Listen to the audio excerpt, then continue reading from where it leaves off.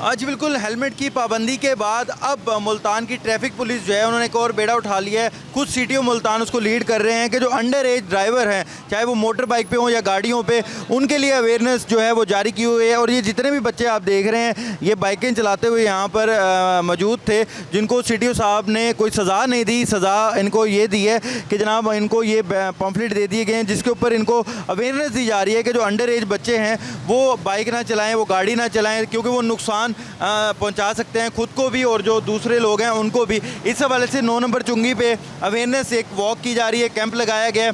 CTO साहब नईम साहब खुद इसको लीड कर रहे हैं, उनसे मज़ीद तफसीलात जानते हैं। नईम साहब बताइएगा सर कि अवेयरनेस दी जा रही है ख़ासतौर पर अंडर एज बच्चों को, कितना बड़ा ऑफेंस है और क्या कहेंगे? बड़ी इसमें कोई इतनी सादा सी बात है कि जो अंडर एज ड्राइवर्स हैं ये ना सिर्फ अपने माँ बाप की परेशानी है, रोड यूज़र्स की परेशानी है, ख़ुद अपने आप के लिए भी परेशानी है।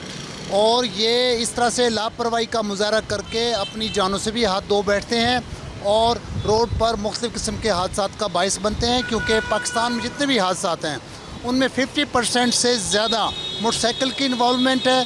तो हमने इनको आगाही दी है, जिनके पास आज ये अंडर एज ड्राइवर जो थे, बाकायदा रोक के इनको हमने पम्फलेट्स पकड़ाए, बिठाया, इनको आगाह किया कि बच्चों आप अपने वालिदैन को भी जाके ये बताएं कि आज ये क्या एक्टिविटी हुई है। और आइंदा जब तक आप बाकायदा एज ड्राइवर एक एज है सर्टेन एज, उस पे जब आपको लाइसेंस जारी हो जाए तब आप ड्राइव कर सकते हैं। ये आपके लिए, लोगों के लिए, मुल्क व कौम के लिए एक मोहलक एक्टिविटी है।